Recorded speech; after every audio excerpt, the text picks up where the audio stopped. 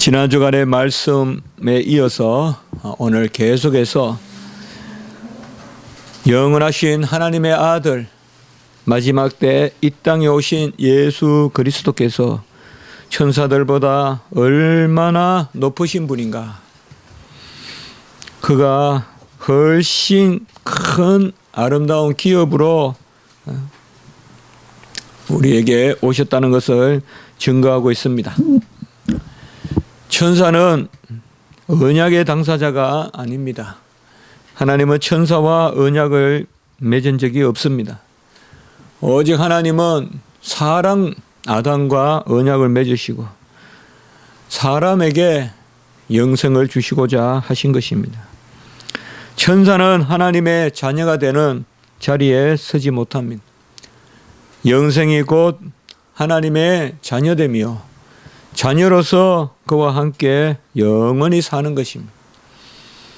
하나님의 영원함에 동참하는 것이므로 영원히 사는 것입니다. 이 자리에 천사가 서지 못하고 오직 사람만이 언약의 영생을 누리게 됩니다. 피조물로는 천사를 얼마간 우리 인간보다 낮게 지으시고, 또 주님도 사람으로 이 땅에 오셔서 얼마간 천사보다 못한 그러한 육체의 질고를 겪으셨어요. 천사는 육체가 없기 때문에 그런 육체의 고난을 당하지 않습니다만은, 우리 주님께서는 육체로 이 땅에 오셔서 온갖 육체의 질고를 다 당하셨습니다. 배고픔을 당하시고, 또 목마름을 당하시고, 또 그 육체의 얼굴에 침뱉음을 당하시고, 살이 찢기시고, 피를 쏟구시고, 굴을 앉히시고, 온갖 갇힘과 매임과 그의 나신, 그의 잉태부터가 갇히신 것이 아니겠습니까? 그런 면에서 천사는 오직 영혼의 존재와 영적 존재로서 그러한 어려움을 겪지는 않았으되, 그러나 천사보다 일시 사람이 되신 우리 주님이 못하신 것 같아도 언제 천사를 하나님의 아들이라, 너는 내 아들이라, 오늘날 내가 너를 낳았도다, 이렇게 말씀하셨느냐라고 한 것이 우리가 지난 주간에 본 말씀입니다. 오늘도 6절에 보면 그가 맏아들을 이끌어 세상에 다시 들어오게 하실 때에, 하나님이 맏아들을 이끌어 세상에 다시 들어오게 하실 때, 이 맏아들이라는 말은 우리가 조금 낯설게 보이지만 헬라어를 보면 프로토토코스라고 해서 토코스가 나다, 프로토가 본래 처음이란 뜻이잖아요. 그래서 골로새서 1장 18절에 보면 죽은 자들 가운데서 먼저 나시니, 이때 먼저 나시니가 오늘 맏아들입니다. 이렇게 보면 우리가 말씀이 좀 더 선명해지는데요. 골로새 1장 18절에 죽은 자들 가운데 먼저 나시니다, 이 말은 분명히 부활의 첫 열매가 되신 예수 그리스도를 뜻하는 것이죠. 오늘 6절에 그가 맏아들을 이끌어, 하나님이 맏아들, 만물보다 먼저 나시니 곧 예수 그리스도를 이끌어 세상에 다시 들어오게 하신다. 그 아들은 처음부터 세상에 계시죠. 세상을 지으시고, 그러나 이제 사람의 몸으로 세상에 다시 들어오게 하시고, 참 이 한 절이지만은 깊은 의미를 가지고 있습니다. 바로 영원하신 만물을 그가 짓고 그를 말미암아 짓고 그를 위하여 지으신 그 예수 그리스도께서 다시 만물 안에 들어오시는데, 어떻게 들어오시느냐? 만물보다 먼저 된 자로서 이제 세상을 구원하러 오시는 것입니다. 하나님의 모든 천사들은 그에게 경배할지어다, 이렇게 말하고 있습니다. 이것은 시편 97편에서 인용되는 말씀인데, 시편 97편에는 바로 천사들을 신들이라고 부르면서 그 천사들이 여호와를 경배한다, 이렇게 나타나고 있습니다. 엘로힘이라고 부릅니다. 엘로힘. 그래서 아주 드문 구절이지만 그러나 우리가 너무 의아롭게 생각할 필요가 없습니다. 바로 구약의 그러한 히브리어 용례에 따라서 신들이라 부른 것은 여기서는 하나님이라기보다는 신령한 그러한 영적 존재들이다. 그래서 천사들이 바로 신령한 영적인 존재들로서 하나님을 경배한다.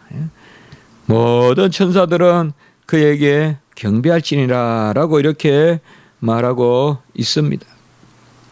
바로 천사들은 하나님의 아들에게 경배를 올려드리고 찬송을 드리는 것이 바로 그 첫 번째 직분입니다.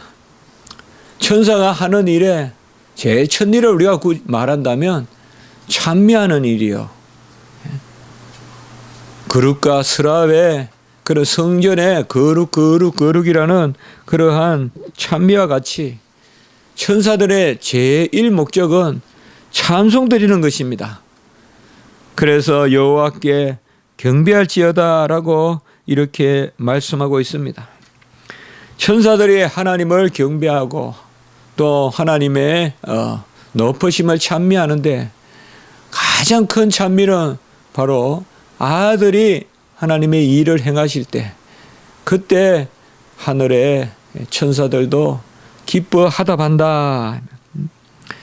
아들이 이 땅에서 사람을 풀어 죽을 때 천사들도 하늘에서 기뻐하며 그 아들의 일을 찬미한다. 천사들의 두 번째 큰 목적은 바로 하나님이 천사를 지으신 목적은 하나님의 사역자들을 삼으시는 것입니다. 그 천사들의 제1 목적은 찬송이요, 찬미요, 영광 올림이요. 두 번째 목적은 주의 일을 감당하는 것입니다. 주님의 일을 돕고 한마디로 사역자로 삼으시는 것입니다. 오늘 7절에 보면 그는 그의 천사들을 바람으로 그의 사역자들을 불꽃으로 삼으시느니라. 시편 104편에 나오는 그런 말씀입니다. 쭉 여기에 보면 하나님이 모든 만물들을 바로 그의 영으로 다스리시고 하나님이 사역자로 만물의 사역자로 그렇게 일하시는 모습을 보여주고 있는데 여기에 보시면 천사들을 바람으로 사역자들을 불꽃으로 할 때 천사들과 사역자들을 사실상 병행해서 일치시키고 있죠. 그래서 천사들은 사역자들이라는 것입니다. 특별히 이 시편 104편에는 하나님이 만물을 지으시고 운행하시고 보존하시고 빛나게 하시고 살아있게 하시고 이 모든 일들을 천사들을 통해서 하나님께서 일하게 하신다. 그래서 6절에 마다들을 이끌어 세상에 오실 때 여기는 아까도 말씀을 보았지만은 골로새서 말씀 1장 18절에 비추면 죽은 자들 가운데서 먼저 나시니다라고 본다면 6절은 구속의 하나님의 구속 사역을 찬미하고 돕는 일을 천사가 하고 오늘 7절에 보면 하나님의 창조 사역을 또한 돕는 일을 천사들이 감당한다라는 것을 말해주고 있습니다.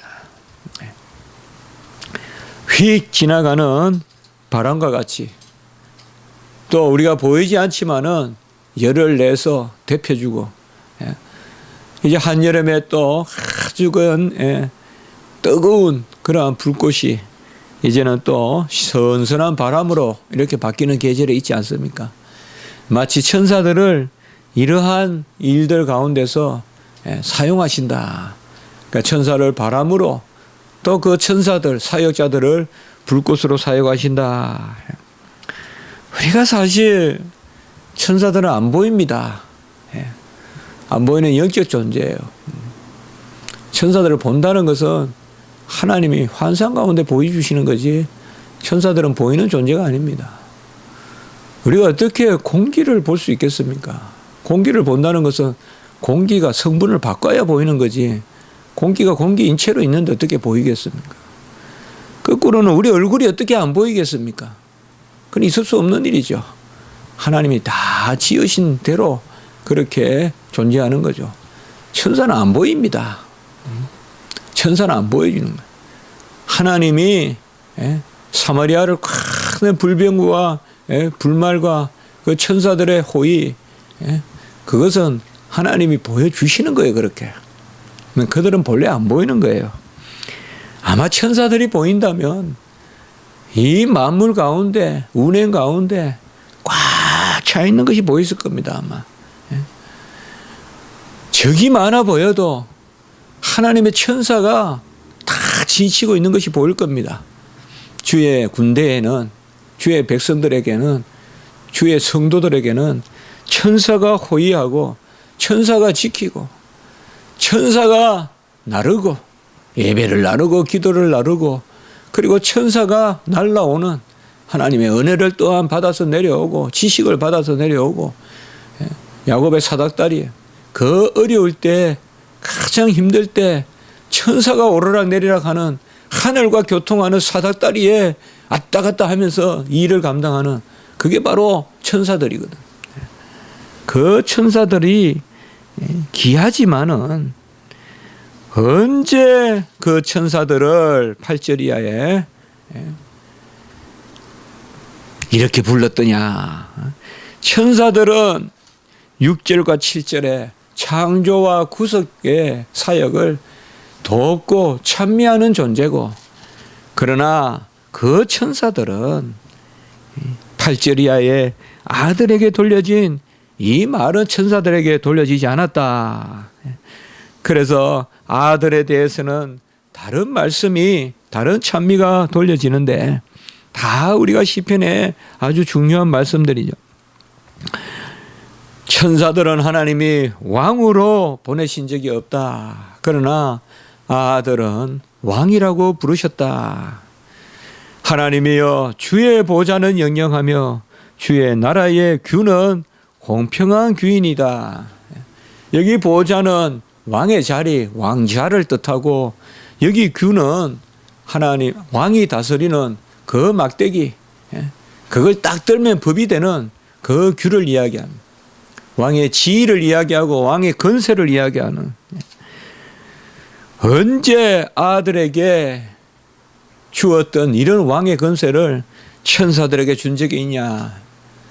천사가 다스리게 한단 말 없어요. 천사에게 보좌에 앉히는 적이 없어요. 천사는 그저 일을 돕고 찬송하는 존재일 뿐이에요. 이 아들은 9절에 보면 의를 사랑하고 불법을 미워하고, 무엇보다도 이 아들에게는 즐거움의 기름이 있다. 같이 한번 해봅시다. 즐거움의 기름. 예. 바로 아버지의 기쁨에 동참하고 혹은 아버지가 기뻐하는 그 아들됨이 있다.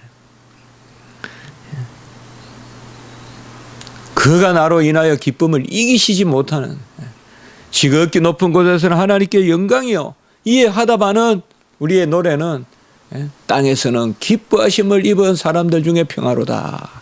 기뻐하심을 입은. 사실 이게 중요한 거예요. 아들은 아버지의 즐거움에 동참하고 아들은 아버지의 즐거움거리가 되는 거예요. 웃음거리가 되는 거예요. 절대 외인을 향하여 던지지 않는 그 웃음이, 즐거움이 아버지에게 있다. 아들을 바라볼 때만이 넘치는 미소가 있고, 이것은 어떤 타인들도 누릴 수 없어요. 아무리 총애하고 신이 많은 그러한 하인이나 하수라도 신하라도 이러한 아버지의 즐거움을 누릴 수는 없거든요. 그런데 이 아들에게는 하나님이 즐거움을 기름을 주께 부어. 참 이게 뭔지 이게 참 귀한 거 아니겠어요? 즐거움의 기름을 부어주신다.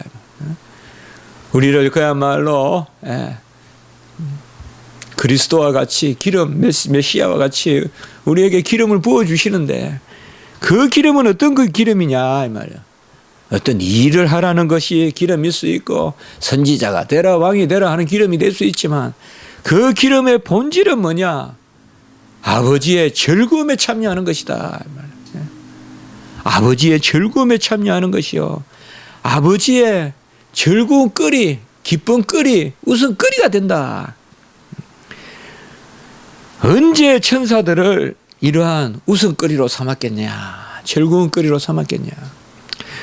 우리가 구약이나 이런 일들을 보면 여호와 하나님의 기뻐하시는 모습이 보이거든요. 참 야곱을 요셉을 그들이 좀 부족해도 그래도 언약의 자녀 삼았기 때문에 그들을 통하여 하나님이 기뻐하시는 모습이 있거든요. 이것이 아주 귀한 것입니다. 우리가 간혹 살다가 낙심될 때 있어요. 얼마 많겠어요. 홀로 떨어진 듯한, 홀로 내버려진 듯한 아무도 없는 막막한 가운데서 우리가 다시 딛고 일어서는 것은 가장 귀하시고 존귀하시고 높은 곳에 계시면서 만유를 채우시는 하나님이 우리를 즐거워하신다는 거예요. 비록 좀 모나도 모자라도 부모가 좀 아이가 못 난다고 해도 아이를 심중에 기뻐하듯이 그것을 언제 천사들에게 돌렸더냐.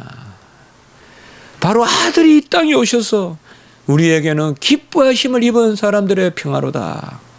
이 즐거움에 동참하게 하는 거예요. 아들의 즐거움에 우리를 동참시켜 주는 거예요. 이것이 우리가 말로 표현할 수 없는 큰 은혜인 거예요. 천사들이 아무리 일을 하고 아무리 그들이 순수하다 해도 이 즐거움에 동참하지 못하는 거예요. 오직 아들은. 그리고 10절에 보면 태초에 주께서 땅에 기초를 두셨으며 하늘도 주의 손으로 지은 바 된지라. 바로 시편 102편 이하에 그렇게 나오는 말씀입니다. 언제 천사가 땅에 기초를 놓고 언제 천사가 그의 손으로 하늘을 지었느냐. 바로 아들은 말씀으로서, 말씀이 곧 계획이고 경륜이고 말씀의 자로, 바로 말씀의 설계대로 땅에 기초를 두셨거든. 기초를 두셨다는 말은 아들의 뜻대로 지었다는 거예요. 아들의 계획, 경륜, 지혜, 말씀대로 지었다는 거예요. 그리고 그의 손으로 지었다. 만물이 그에게서, 그의 안에서, 그가, 이렇게 우리가 골로새서 1장 16절의 말씀을 지난주에 풀었었잖아요. 말씀을 우리가 몇 주 전에 봤잖아요. 다 다른 것은 멸망할 것이나 천사도 타락할 수 있다. 다 모든 만물은 옷과 같이 낡아지고 의복같이 갈아입고, 갈아입을 것은 또 애것은 버리고 하지만은 우리 주님은 연대가 다함이 없다라고 이렇게 말하고 있습니다. 언제 천사들에게 이것을 돌렸더냐. 그런데 너희 이스라엘 유대 사람들아, 어찌 너희는 이방인들과 같이 천사를 숭배하느냐. 이게 바로 히브리서의 말씀인 것입니다. 그 히브리서 1장을 보면 우리가 이미 상당히 히브리서가 위로의 서신이라는 것을 우리가 첫 시간에 히브리서 보기 전에 말씀을 드렸지만 히브리서에는 위로가 있다. 우리의 여함을 떠나서 우리가 아버지의 즐거움에 동참하고 천사에게 주지 않은 언약의 자녀됨을 허락하셔서 아들과 함께 누리게 하신다. 천사들은 아들과 함께가 아니에요. 천사는 바로 아들이 사용하시는 일꾼이에요. 13절에 보면 언제 천사에게 내가 내 원수로 발등상이 되게 하기까지 너는 내 우편에 앉아 있으라. 이것도 시편 110편에 나오는 말씀이잖아요. 예수님이 모든 만물을 다 이기실 때까지 보좌 우편에 계시다. 곧 예수님이 지금 다스리고 계신 그 모습을 미리 시편 110편에서 예언하고 있잖아요. 모든 은수들을 발등상이란 말은 발걸이란 말이에요. 한마디로. 그야말로 발밑에 둘 때까지 주님은 우편에 앉아 계시다. 주님이 다 다스리신다. 언제 천사에게 이러한 왕권, 킹십을 주었냐 이 말이에요. 어제 우리 주님에게. 그리고 왕 같은 제사장이다. 우리에게도 이러한 왕권을 주셨다. 이 보좌 우편에 앉아 계시다는 것은 그가 제사장으로 우리를 위하여 기도하시고 또 왕으로서 우리를 다스리시고 귀한 것을 베푸시는, 그래서 왕 제사장의 모습을 이야기합니다. 우시야 왕은 자기가 향단에서 향을 피우려다가, 성전에 들어가서 향을 피우려다가 문둥병이 걸렸죠. 왜요? 하나님이 왕직은 허락하셨지만은 제사장직은 허락하지 않았잖아요. 그래서 성전에서 문둥병이 걸리는, 하나님은 엄하신 하나님이십니다. 사울을 가장 미워하신 것이 바로 사울이 사무엘을 기다리지 못하고 제사를 드린다고 막 하나님의 질서를. 사울은 상당히 인본주의적인 사람이에요. 가장 좋은 것을 왜 불태워서 없애냐, 멸절시키냐, 남겨두었다가 양이거나 금이거나 하나님께 드리면 안 되겠느냐. 모든 인본주의자들은 다 이게 맞다고 해요.